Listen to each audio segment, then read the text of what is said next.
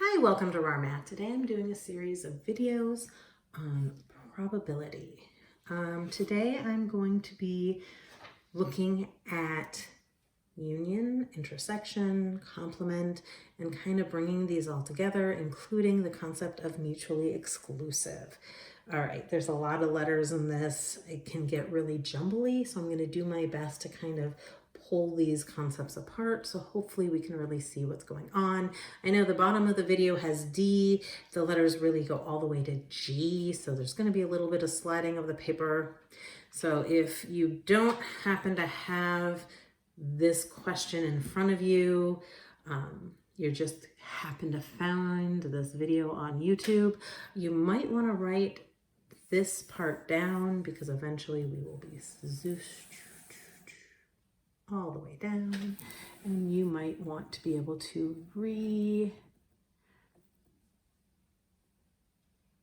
check out these bits at the top. Okay, so U means union. It's like a big pot. You throw everything together. So the union of E and F just means you're putting all of the letters of E and all of the letters of F together. They do not have to be alphabetical.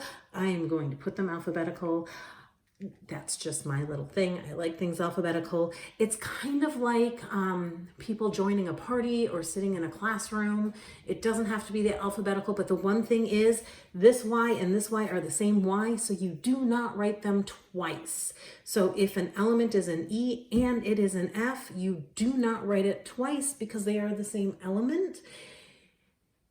And it doesn't appear twice. It does not make sense. It would be like a person who's in two classes and the classes joining together for a field trip. That student wouldn't appear on the bus two times because they're in both classes. That would disrupt the forces of nature. So when I put these together, I'm going to just put the XYZ at the end of F. So I'm going to have Q, R, T, W, X, Y, Z, because union means putting together. Intersection just says, hey, it's kind of like the intersection of two streets. Like when you have two streets, their intersection is just like that little piece they share. And that's what the intersection of these sets are. It's like, hey, what do they have in common? Again, if we're looking at the two classes, the student who's in both classes. So the intersection here is that Y. Okay. So if the teachers were discussing how many tickets they had to buy for this field trip, they would find out the intersection so they would know how many fewer tickets were needed for purchasing. All right, now we're going to start this again. The union of F and G, well, P, Q, R are the first three, so I'm going to start with G this time. P, Q, R, and then I'm going to just T, W, Y. Again, not repeating anything. The repeats, if I were going to, are this Q and R that happen to appear in both of them. Okay, so that's my basic union and intersection. Joining them together, finding what's similar. Okay, so now I'm going to lose my actual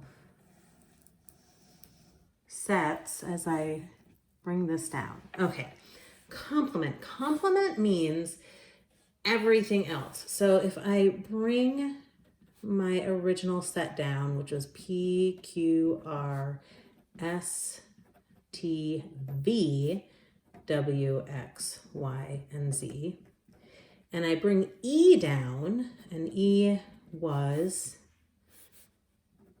X, Y, Z, the complement is the part of the sample space that E was not, because a set plus its complement equals the original sample space.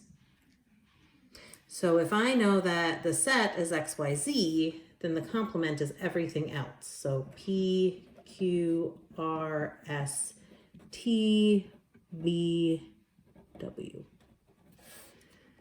Okay, well, that means if I want to know the complement of C and put it together with G, let's start with the complement of F. The complement of F is Q, R, T, W, Y.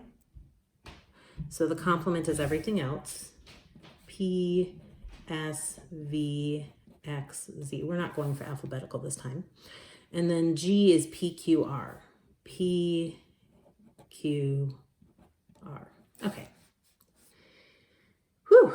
So now we've done all of the unions, intersections, complement. We're left with mutually exclusive. Mutually exclusive happens when the intersection equals the null set, equals an empty set. Nothing in common. So if we come all the way back up to our initial setup, X, Y, Z, they contain something in common. P, Q, R, they contain something in common. But X, Y, Z, and P, Q, R do not. So E and G, the intersection of E and G, so E and G are mutually exclusive because they do not share any elements at all. So if they were talking about classes again, those two teachers have no students in common at all. Okay, I hope you enjoyed this video. Please subscribe to my YouTube channel, like my Facebook page, and I'll see you on the next video. Thanks.